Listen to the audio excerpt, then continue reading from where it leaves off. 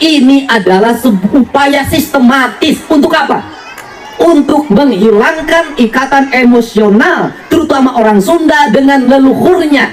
Kemudian orang lain datang dari negara lain ke sini, tiap hari membanggakan leluhurnya, tiap hari bercerita keunggulan leluhurnya. Rizik Syihab sangat-sangat sakit hati. Yang pertama, Rizik merasa malu dan terpukul karena tujuan kelompoknya di Jawa Barat untuk memberi isu-isu kepada semua kaum muslimin di masjid-masjid dijegal sama Pak Deddy Mulyadi.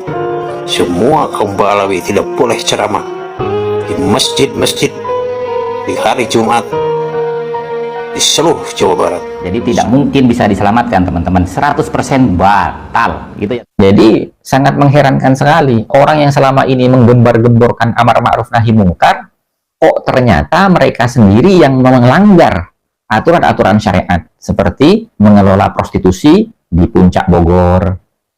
Kemudian ini lagi ada pondok pesantren yang luar biasa, ini yang katanya punyanya imamnya FPI, ternyata tidak punya izin teman-teman, tidak punya izin mendirikan pondok pesantren, dan itu tanah negara yang diserobot.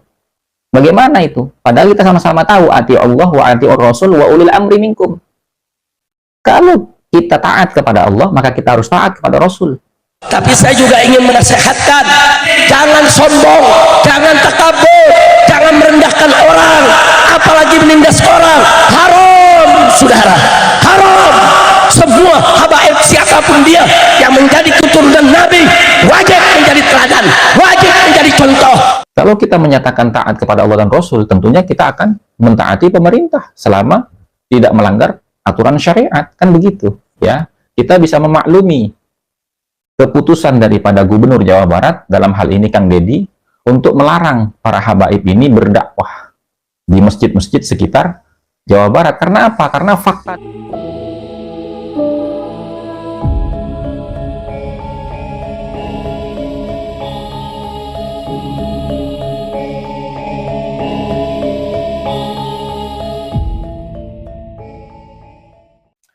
Para saudara-saudariku sebangsa setanah air dimanapun kalian berada, para sahabat-sahabatku, para subscriber, para netizen yang budiman, selamat datang kembali di channel Gus Hasan Asyarif Official.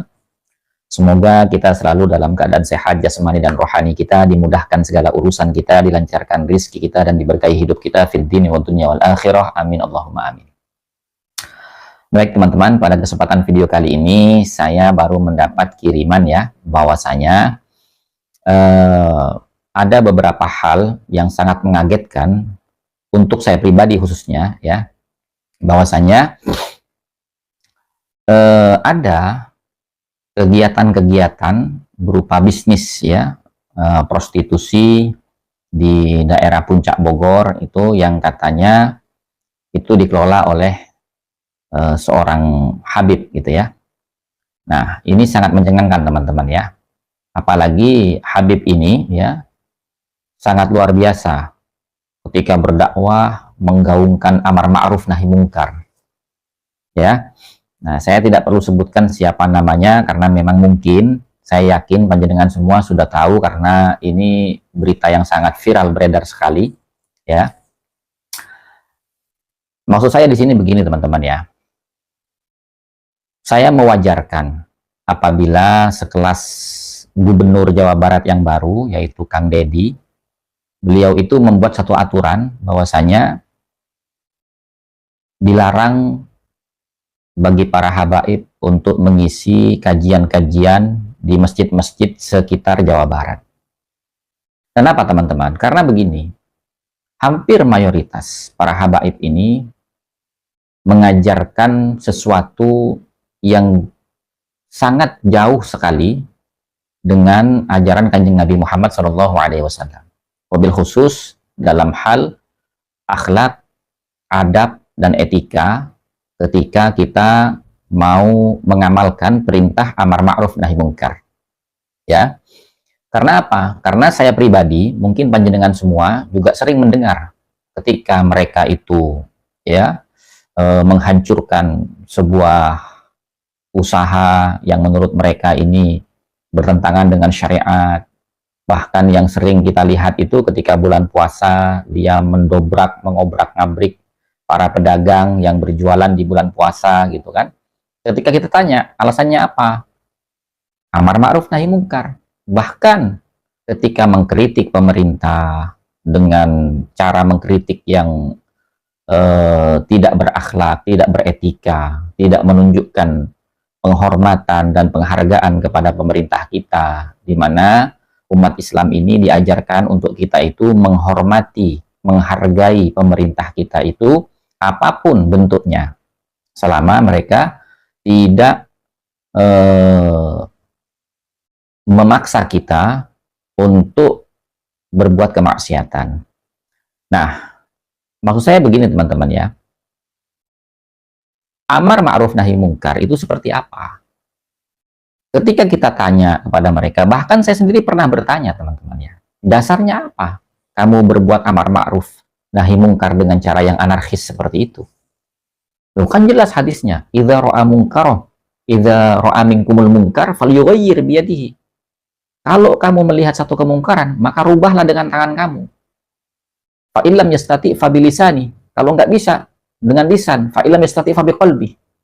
Kalau nggak bisa juga, maka dengan hati. Wa dzalika ad'aful iman. Dan yang dengan hati itu adalah orang yang paling lemah imannya. Jadi kita nggak mau dianggap iman kita lemah. Jadi kita harus berani menggunakan tangan kita untuk memberantas kemungkaran. Nah, hal seperti ini teman-teman ya, ini kan salah di dalam memahami esensi atau pesan daripada hadis tersebut. Padahal kalau kita mau menelaah ya dari beberapa musyarrih hadis tersebut ya, bahwasanya idza ra'a minkumul munkar falyughayyir biyadihi. Fa illam yastati fa bilisani. Fa illam yastati fa biqalbi. Wa dzalika ad'aful iman. Ini maknanya apa? Ya. Falyughayyir biyadihi itu apabila orang Islam yang beriman itu memiliki kedudukan sebagai pemerintah, maka dia harus menggunakan kekuasaannya itu untuk memberantas kemungkaran yang ada.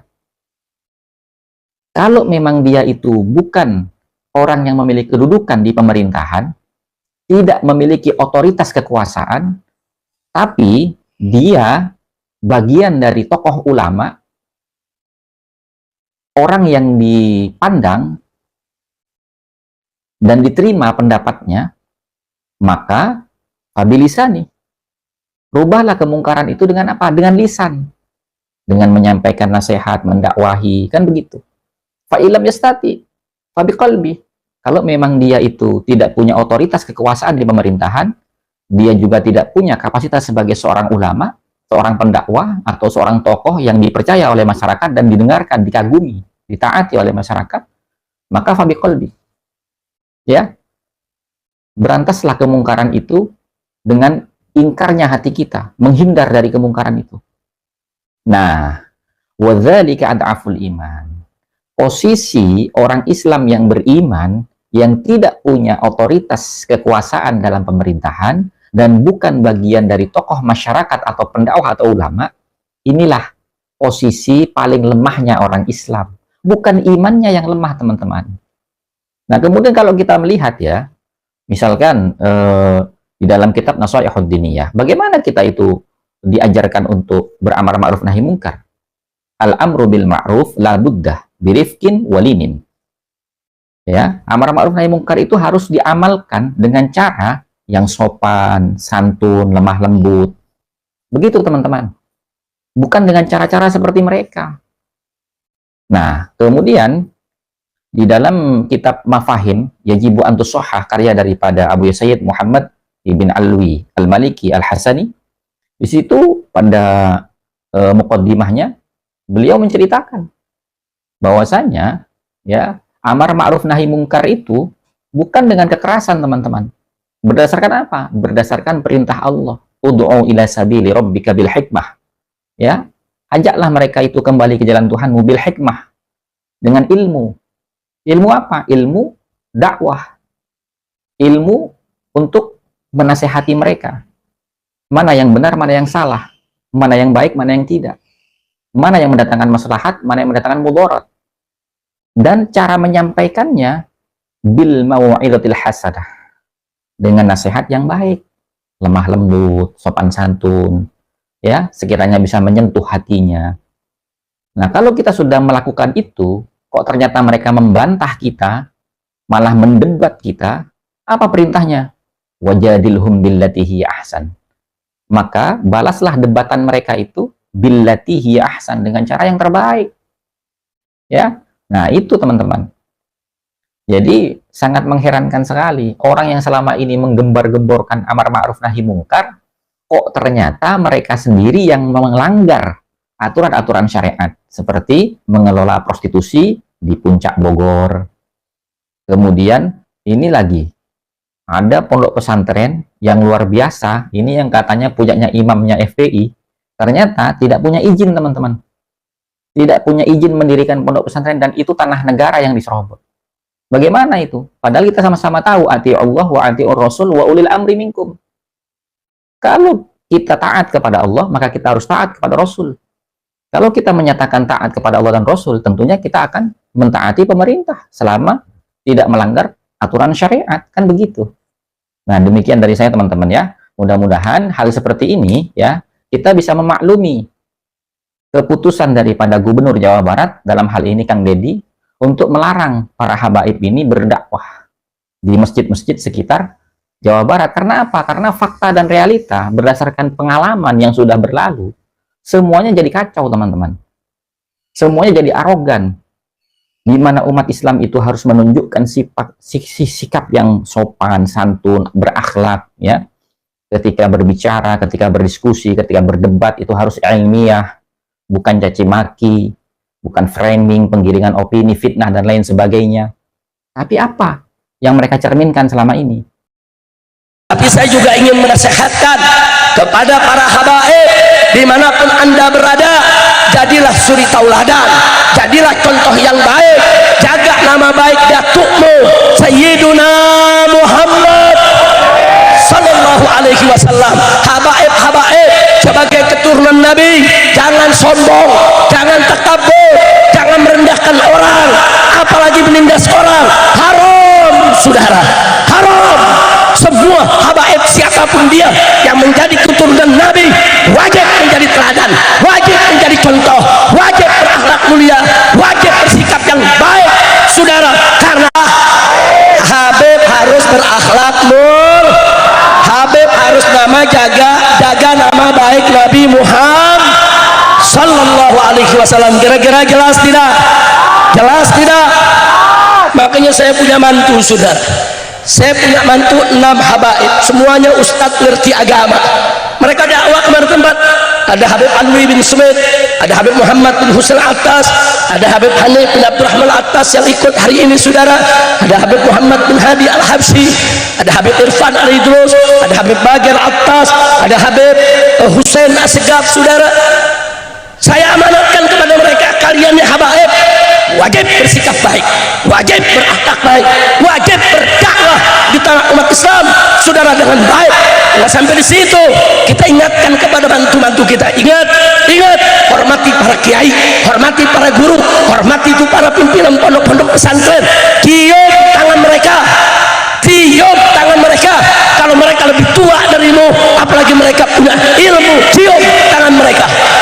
Jadi bohong kalau ada mengatakan dokter habaib kalau maksiat boleh bebas, judi bebas, bohong. Kira-kira jelas tidak? Nah, karena itu saya juga minta kepada para ulama, para kiai, semua tuan-tuan guru, tolong kalau ada habib yang tidak baik, nasihati, jangan di